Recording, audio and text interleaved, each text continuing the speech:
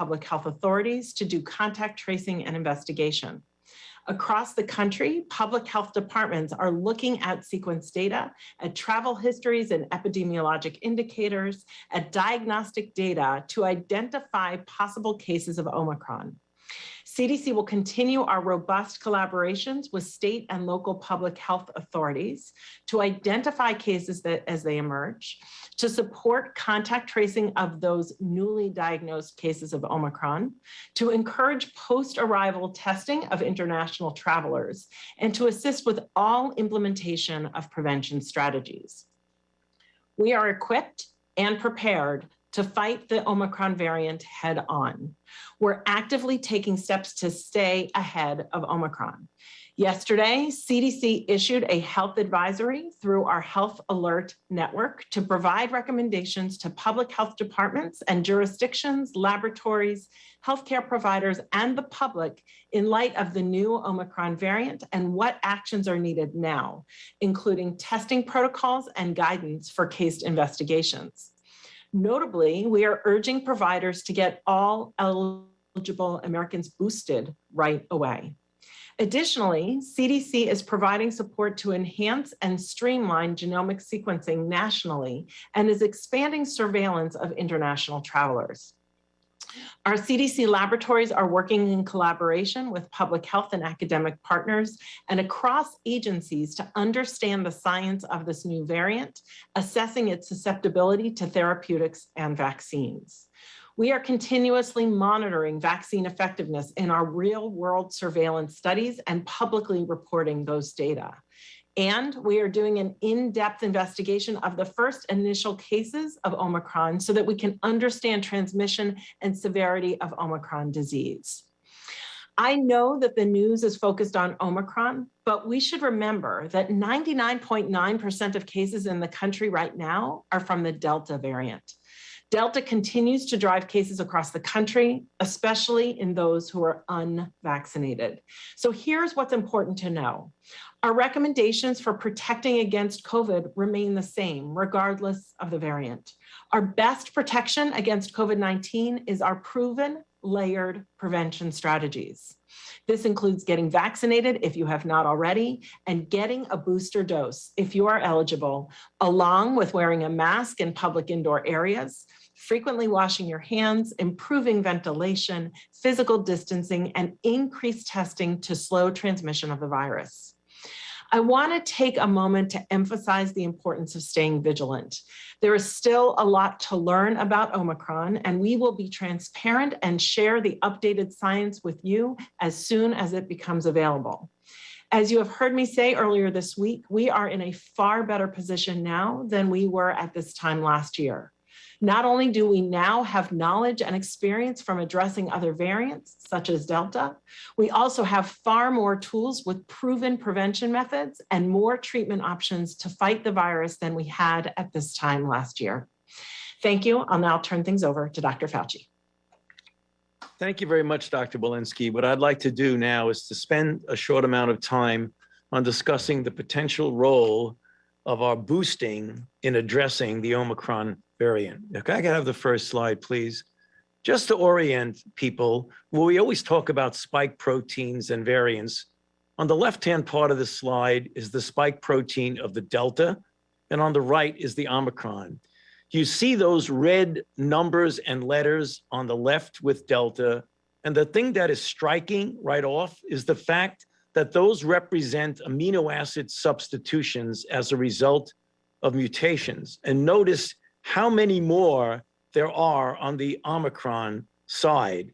So just to orient you what that means, for example, if you look on the left with Delta, on the very top, you see T478K.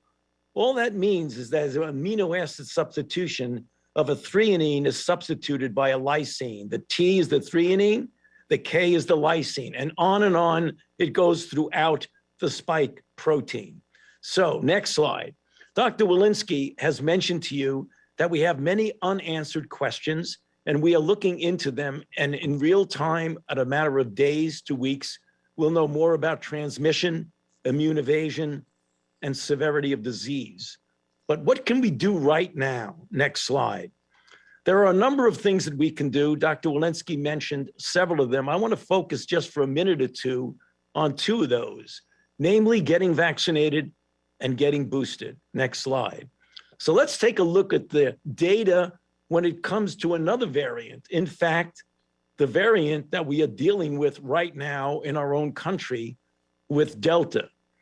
In September of this year, unvaccinated people in the United States had almost a 6% increased risk of getting infected and getting COVID-19 compared to fully vaccinated, and about an 11-fold increased risk of being hospitalized and a 14 increase of dying when you compare individuals who are fully vaccinated versus unvaccinated. And this is Delta. Next slide. However, in vitro studies now indicate that booster shots markedly increase the antibody titers against a wide range of variants. Next slide. So if you look at this, right now, remember, we were all vaccinated, those who were vaccinated, against the ancestral or Wuhan strain. Yet when you look on this slide of the effective booster in the light blue in younger individuals is what the level of antibody titer is prior to the third shot boost. It was 55. 28 days after the boost, in this case, a third shot of the mRNA 1273, it goes way up to 872, much higher than the actual peak following the second dose. And this is reflected also in individuals greater than 65, as shown on the right-hand part of the slide. Next slide. The same holds true for the Pfizer-BioNTech. And on this, you see, again, on the left, 1 month after the second dose, take the blue column, there's 241 as the 50% serum neutralization. 1 month after the third dose, it goes way up to 1321. And then when you go to the elderly, it goes from 123 to 1495. Next slide.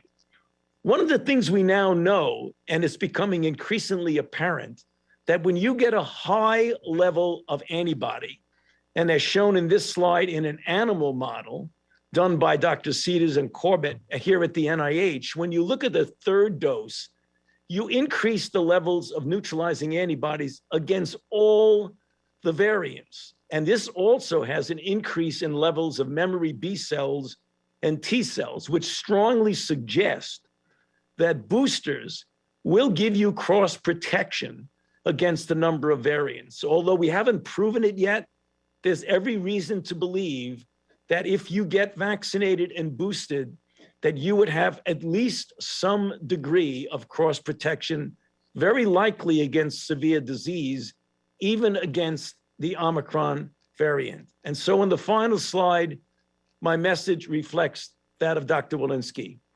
Get vaccinated and get boosted. You can visit vaccines.gov. You can text your zip code to that number there, or you can call and find out where vaccines and boosters are available. Back to you, Jeff. Well, thank you, Dr. Walensky and Dr. Fauci. So as you just heard from both doctors, and as the president said yesterday, the Omicron variant is a cause for concern, not panic. Nearly 200 million Americans have done their part by getting fully vaccinated, and we have the tools and the know-how we need to keep people safe. Vaccines could clearly remain our most important tool, and the doctor's message is crystal clear. If you are fully vaccinated before June, it's time for you to go get your booster. If you're unvaccinated, go get your first shot today. And if your kids are 5 years or older and not yet vaccinated, get them the protection of the vaccine as well. Join your fellow Americans who are rolling up their sleeves. Just yesterday, we reported getting 2.2 million shots in arms, including over 1 million booster shots. 2.2 million shots. That's our highest single-day total since May. This is important progress, and the president's plan to combat COVID-19 and confront the Omicron variant this winter uses all of the tools at our disposal to build on this progress. Yesterday, the president outlined 5 areas where we are taking action. First, getting the roughly 100 million eligible Americans their booster shots. Second, helping more parents vaccinate their kids and keeping our schools open. Third, making at-home tests free to Americans. Fourth, increasing surge response teams to support communities with rising cases. And fifth, accelerating our efforts to vaccinate the rest of the world and strengthening travel rules for people coming into the United States. The president's plan is robust. We're using every tool at our disposal, with more than a dozen specific actions that will get Americans maximum protection as we head into the winter months and keep people safe, schools open, and our economy growing. Today, we want to provide additional detail on 3 specific actions in our fight against the virus this winter. First, launching a public education campaign for boosters. Second, reimbursing doctors for COVID-19 vaccine counseling. And third, expanding teams of emergency volunteers to help treat COVID patients around the country. Let me now turn to Dr. Murthy to provide more on these 3 actions. Doctor? Well, thank you so much, Jeff. It's good to be with all of you again today. In the midst of all the uncertainty around Omicron, what you're hearing from Dr. Walensky and Dr. Fauci is that there is a global community of scientists that are doing as much as possible, as quickly as possible, to learn more about the variant. We are part of that global community, and we are optimistic that we will learn much more in the weeks ahead. And as we learn more, our administration is doubling down on its support for communities that need it the most. Today, I want to talk about 3 ways that we're providing that support: through boosters, through children's vaccines, and through medical response teams across the country. First, so far, 41 million Americans have gotten a booster shot, but we know that there are still millions of Americans more who need to get a booster shot.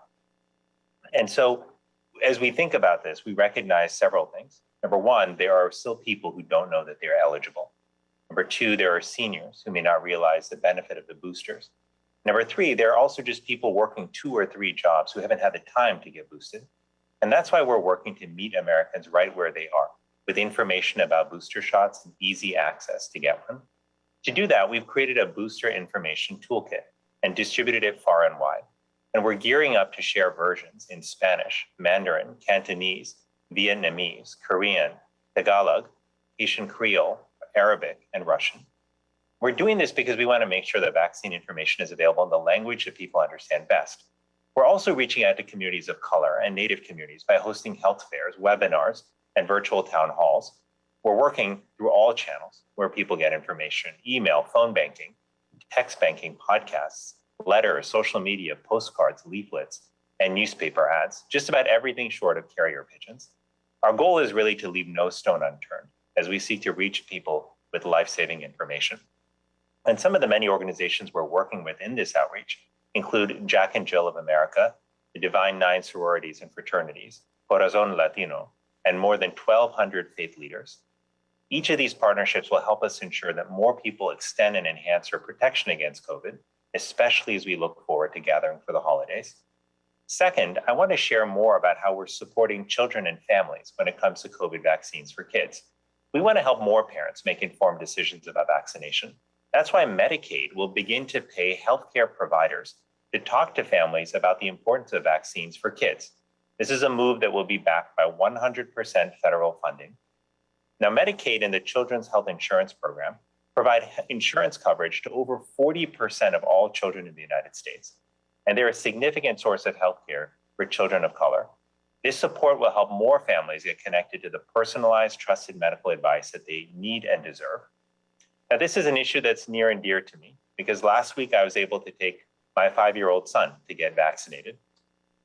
Now, he was a little nervous. And when the time came to roll up his sleeve, I had to be right there with him and make sure he didn't run away. But he was all smiles afterwards.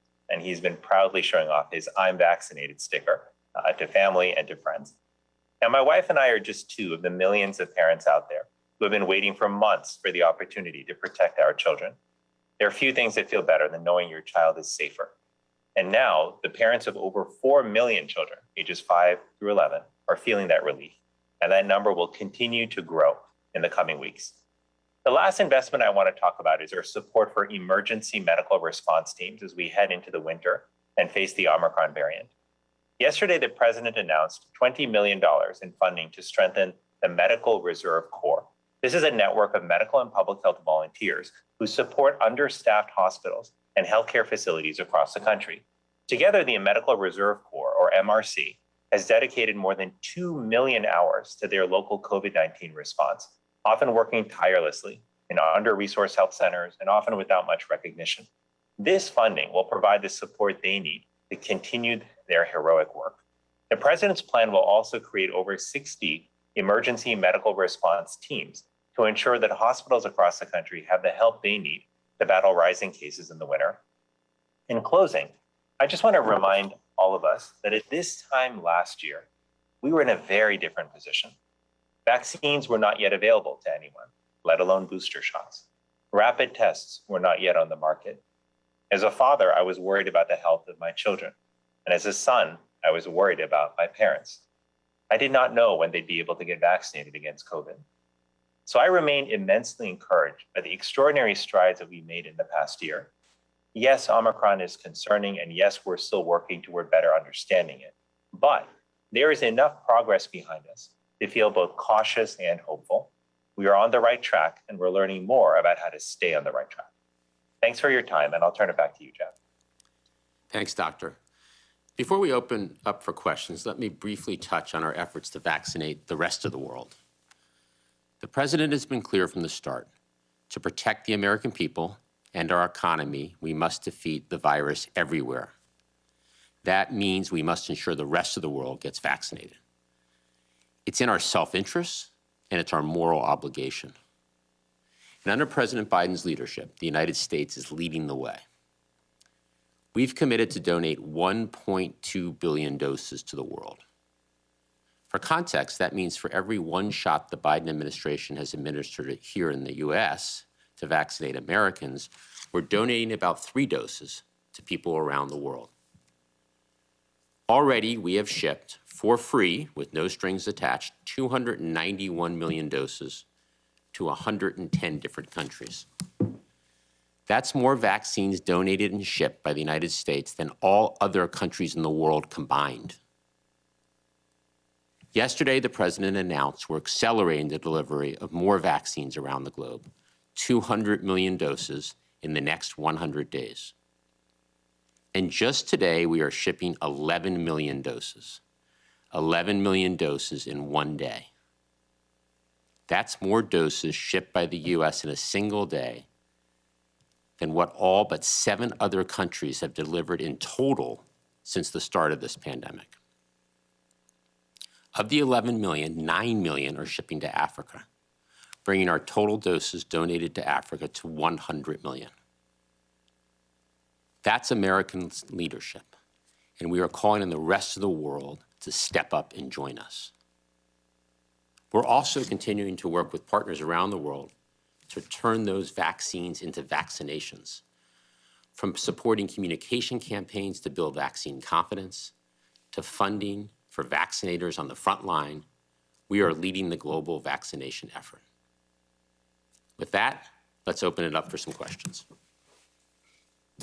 Thanks, Jeff. First question, let's go to Dan Vergano at BuzzFeed. Thanks. I guess this is for Dr. Walensky or Dr. Fauci. What is the point at which we'll know how transmissible or immune evasive the Omicron variant is? Is there a certain data point, or is there a certain number, the share of infections we should be seeing? When does that become clear just how bad this thing is? Thank you. Dr. Fauci, why don't we start with you? Yeah, there are 2 phases to that, Dan. One is to take a look when we get the virus in a form to be able to use it as a parameter of antibody neutralization. The other is a much more easily usable one called the pseudovirus. And what you do is you get the sera from people who've been vaccinated, people who have convalescent plasma or monoclonal antibodies, and you measure the capability of those to actually neutralize the virus. Then there will be the clinical indication. That would give you a laboratory prognostication of what you might expect. But then clinically, when you follow, and right now, the South Africans, as we mentioned, because of the volume of cases that they have thus far, are ahead of us in the sense of being able to take a look at differences in protection, immune evasion, severity of disease in people who have either been vaccinated, people who have been unvaccinated, or people who have recovered from prior infection. That's all going to take a matter of maybe a week or two more to get the in vitro data, and maybe another additional week or so to get the clinical data. So we expect we're going to have that information to you over the next few weeks. Next question, please. Cheyenne Haslett, ABC News. Hi, thank you. Along the lines of the last question, are we setting people up for sort of a false deadline? Do you think that there will be a moment in the next few weeks where we really have a clear picture, or is it going to take months before we know if Omicron is going to become a dominant variant in the US? Dr. Fauci? Well, you have a couple of questions there. The first is it's going to take a while for us to know what the impact is going to be globally and for people who are infected with Omicron. The way you find out whether it's going to be dominant, and the CDC will be able to do that as they continue to follow the percentage of the isolates that are Omicron and the doubling time of that percentage.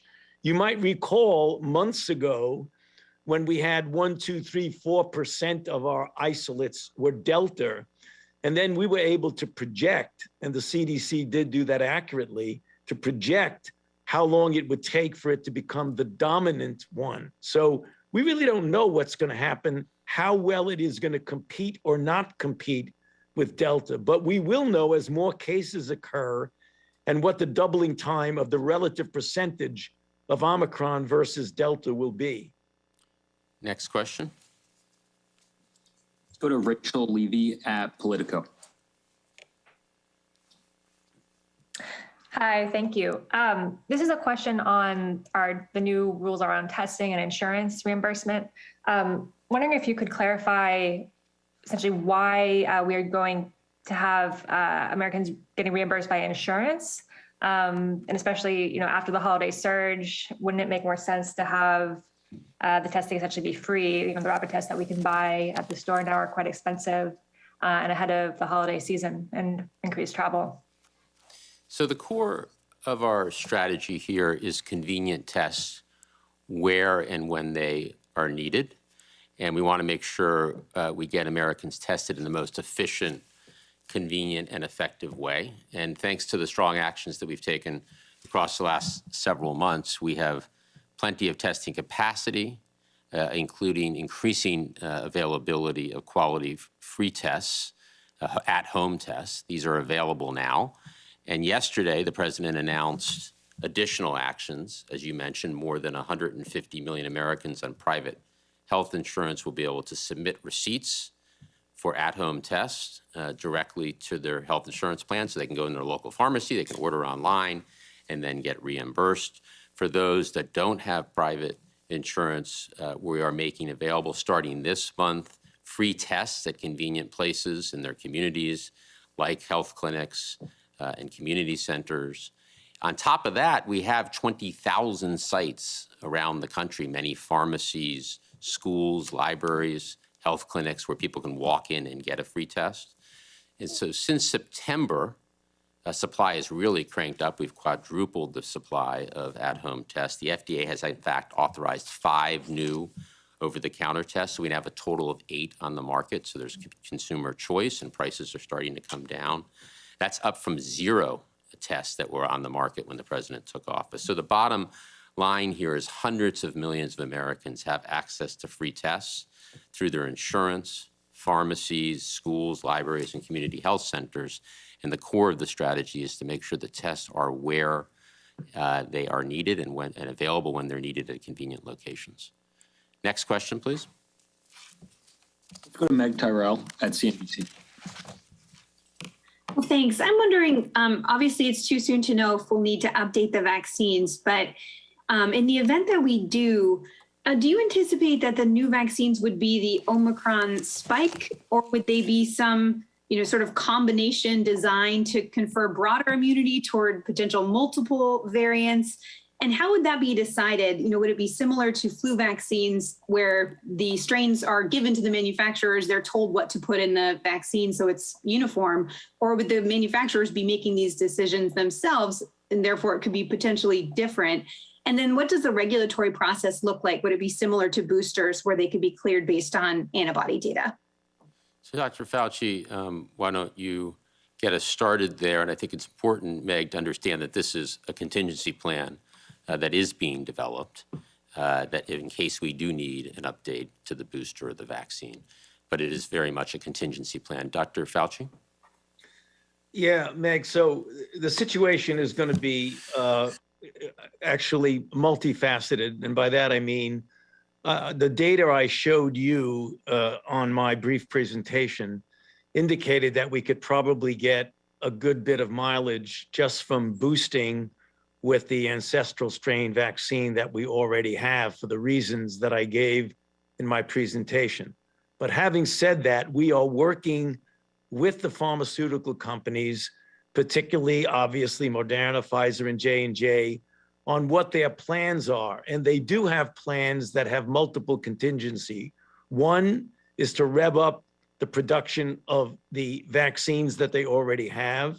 The next is to make, for example, a bivalent, where you have the vaccine against both the ancestral strain and the new variant. And the other is to make a variant-specific boost. The degree to which they're going to be doing that, they are now assuming they may have to do that and are being prepared for that. With regard to the regulatory issues there, I would have to defer that to the FDA, but in general, it could, and I say could, fall under the same situation as we do with a strain change for influenza. But I would have to leave that determination to the FDA. And just to build a little bit on that, the FDA has laid out guidance for the manufacturers, the vaccine manufacturers, to understand how the agency will evaluate and expeditiously address the potential impacts of a variant on the vaccines, and how the FDA will move quickly and at the same time maintain its rigorous scientific standards. Next question. Last question. Let's go to Nate Wexel at The Hill. Hi, thanks for doing this. Just to, I'm curious about the timeline on the travel restrictions so far. It seems like there is community spread right now in the US. It seems like some of these cases were here before the restrictions on the African countries were put in place. Is there a timeline for lifting them? Is there, any sort of, what's the next step there? So, as we've talked about throughout today's briefing, we are actively monitoring the new variant, addressing the questions that have been raised about transmissibility, severity, and vaccine effectiveness. And as we learn more about the variant over the coming days on all of these fronts, decisions on changes to travel policy will be based on the advice, as they always are, of our health and medical experts. We'll continue to rely on their expertise regarding how we make sure that we keep the American people safe, and that will directly impact the duration of these travel restrictions. Thank you, everybody, for today's briefing. We look forward to seeing you next week.